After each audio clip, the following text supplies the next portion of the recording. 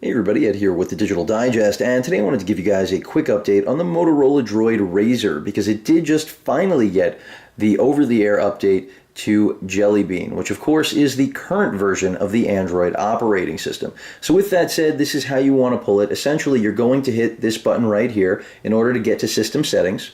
Then from there, you want to scroll all the way down to About Phone. And for those of you who know how to do this, of course, this is all self-explanatory, but still wanted to share it for those of you who don't. You then want to hit System Settings. It'll notify you. Right there you can see we've got the notification for the update telling us that it's going to take at least 20 minutes, which I anticipate is accurate. But let's go ahead and hit Install Now. And we'll see exactly if it does take that much time. Hopefully it won't, but it is possible. Basically, the reason this is an important update for a phone like this is that the RAZR, after all, in my opinion, when it launched, was certainly one of the best, if not the best Android phone, and one of the best phones ever made to hit the market.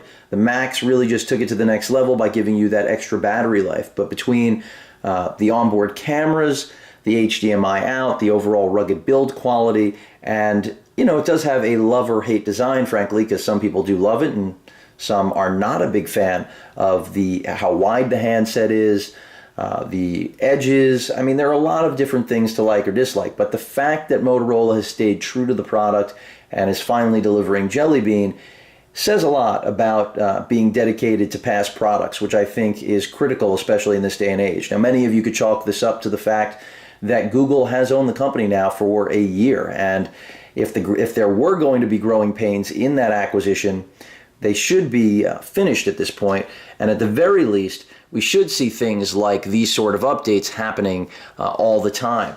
Not what we're accustomed to in the past, where we're waiting on handset manufacturers basically until the next generation of phone comes out to finally consider delivering the latest version of the Android operating system. So, which is sort of the case here. Don't get me wrong, this update leaked a long time ago, several months ago, and probably should have been released back then.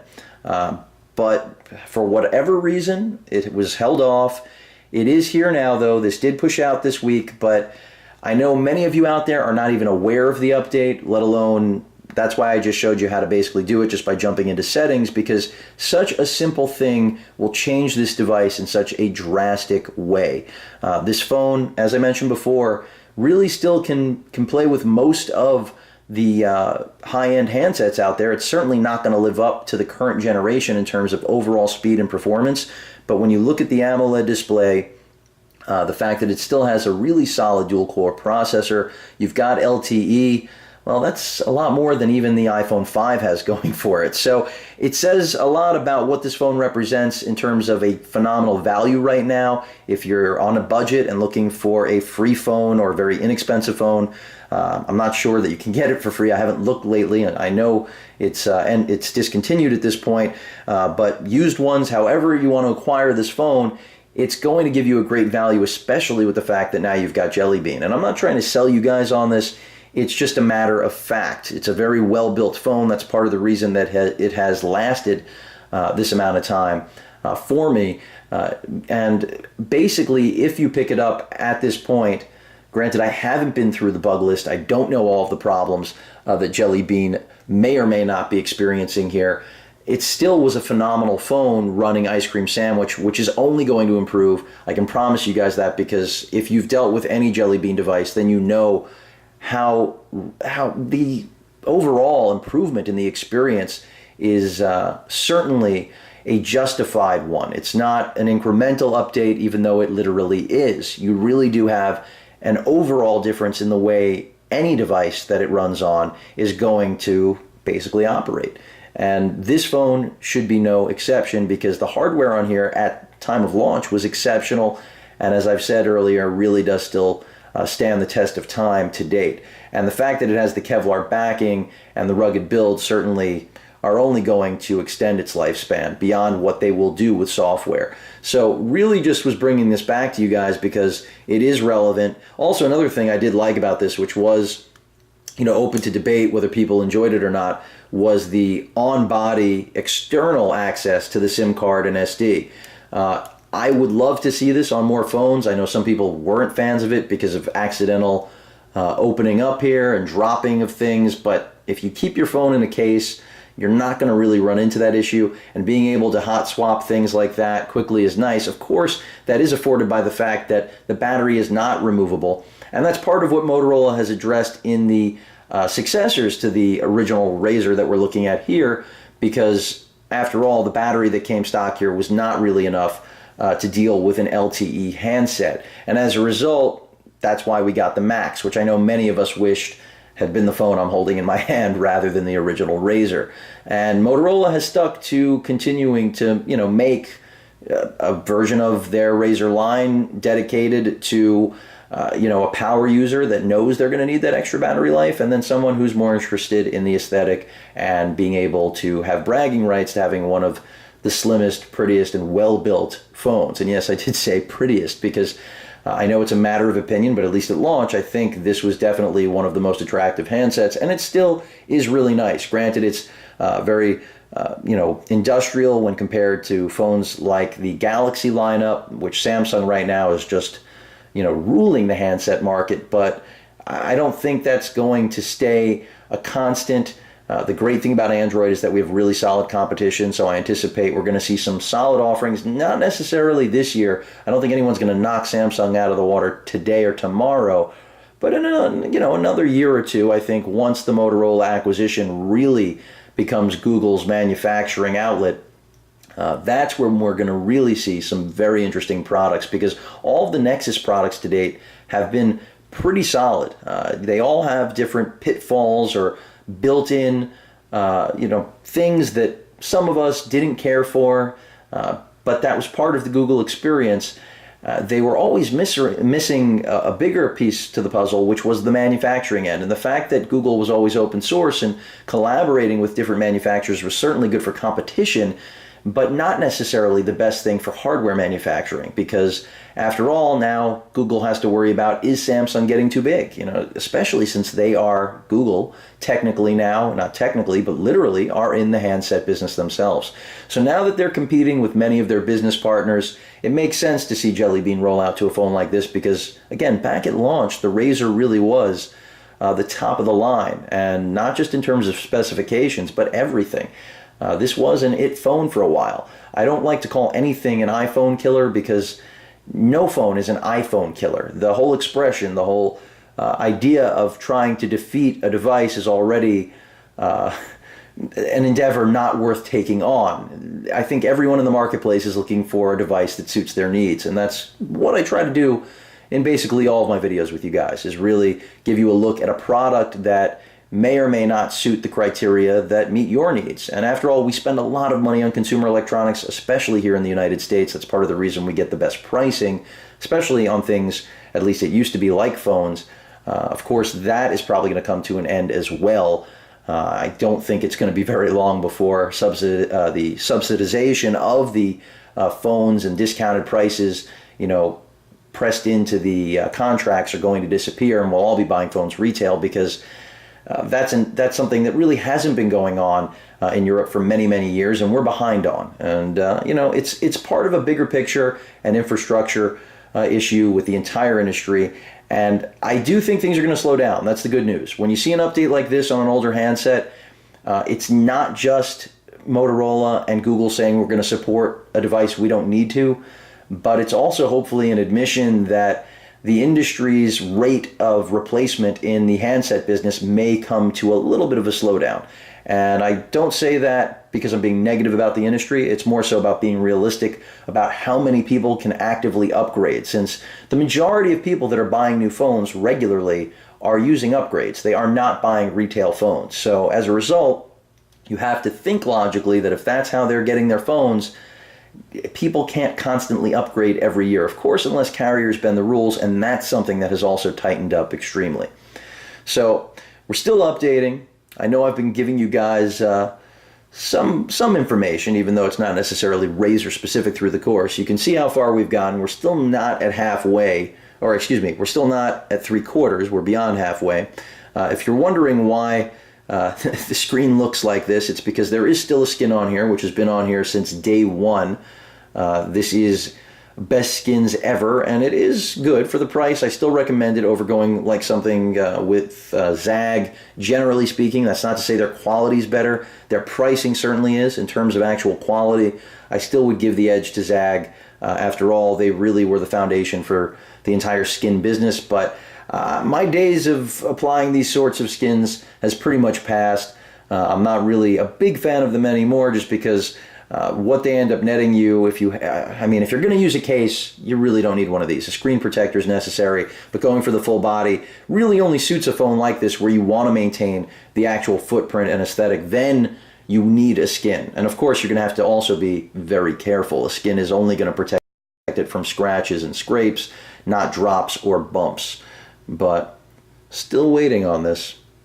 Still going. So maybe it really is 20 minutes. I mean, this is certainly becoming a longer video than I wanted to share with you guys, because after all, this is literally just the update. And in terms of significant features, I know I mentioned before that Jelly Bean changes the game, and that's because it does. It's not like any of the past increments that we've gotten in terms of upgrading the OS overall. It really does change the entire OS, and you know, there are so many different features, I can't even begin to list them for you guys in terms of how this is going to change your device. So in the past, if you were used to getting an update that really didn't necessarily change the way you used your phone and the information and how you were able to attain the information, then this is going to be a really big update for you.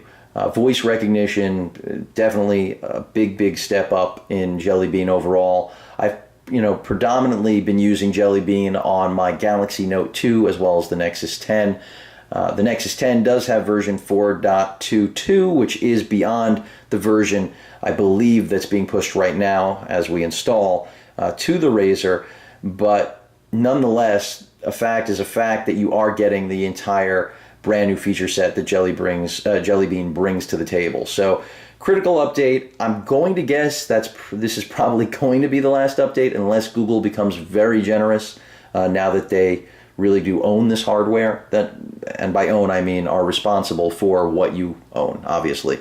But I can't tell you guys that they will, because as I keep mentioning, this is an old phone. It's not a brand new phone, and even though, as I mentioned earlier, I do believe the cycle is slowing down, I still couldn't really predict how many phones we're going to see just from Motorola alone, because Moto certainly has slowed down.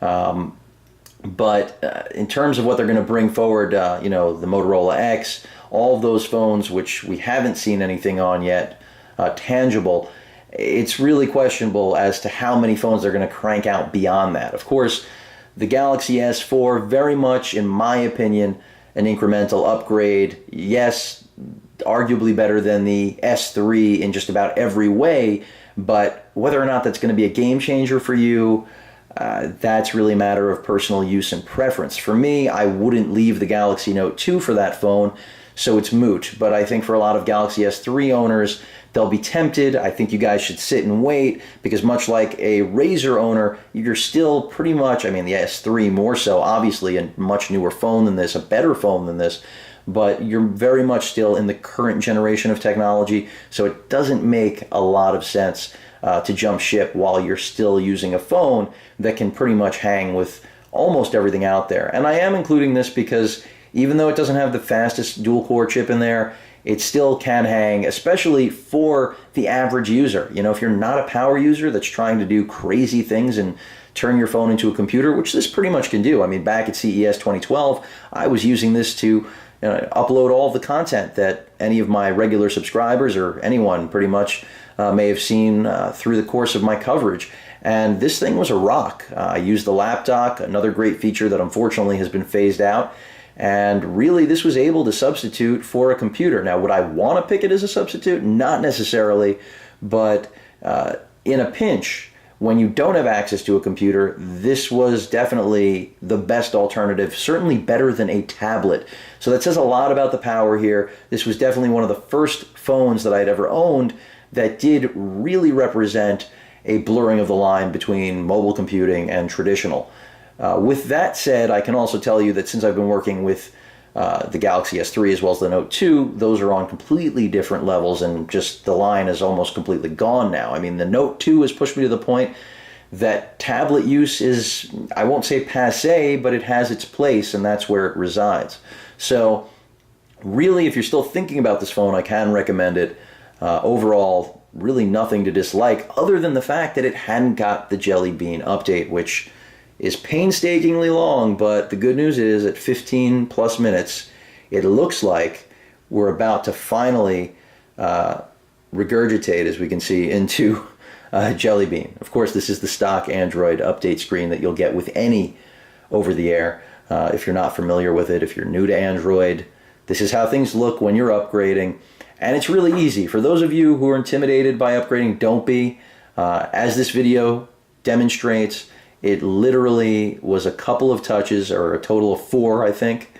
And granted, you guys didn't see the download of the actual update, which was over 300 megabytes. I should have mentioned that at the beginning of the video. So a hefty upgrade, but a very much well worthwhile upgrade despite its size, because this is going to turn a phone from last gen into a current gen simply because of software. And that's all pretty much to do with the fact that, as I've been mentioning over and over again, the hardware in here was cutting edge when this phone launched. And that is part of the reason that, at least preliminarily in what I've seen, it does run Jelly Bean quite well. And Jelly Bean really is optimized to deal with phones that don't even have as much horsepower as this handset. Granted, this is pretty much the baseline now for just about anything running Jelly Bean, which makes sense. So you're going to get a very solid experience. And of course, if I notice anything abnormal, I'm going to let you guys know. I'm wondering already if this is still going to be the duration of the standard boot time, or if this is just still to do with the upgrade. It could very well be just from the upgrade still. And I believe that, yep, we're still in the upgrade.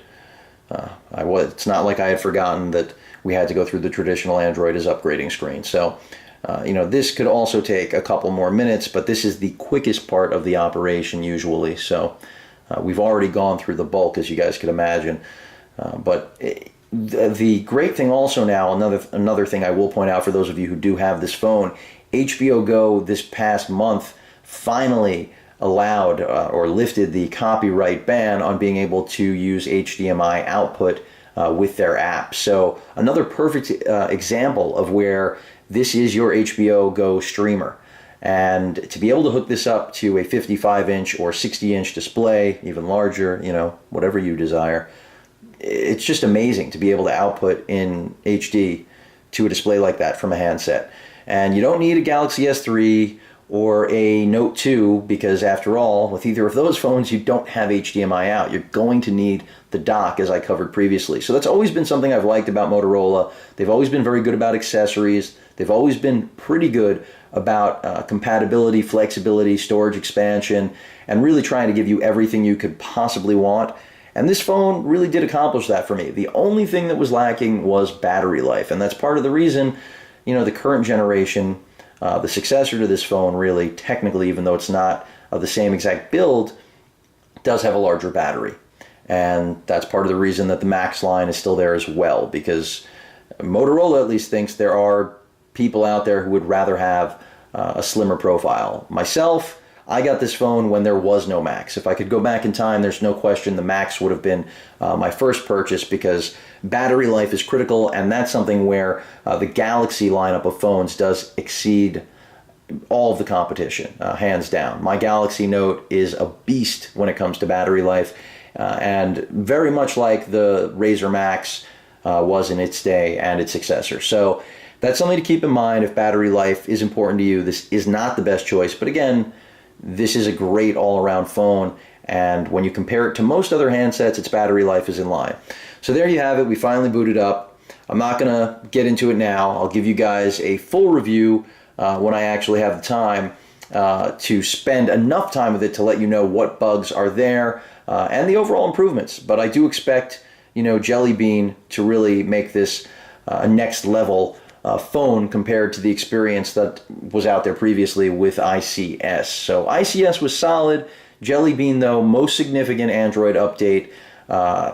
probably in the history of Android handsets. So that says a lot about the expectations here. Of course, I will update you guys if you made it through the 20 minutes. Congratulations, but that's literally what the upgrade time was estimated at. So surprise, surprise.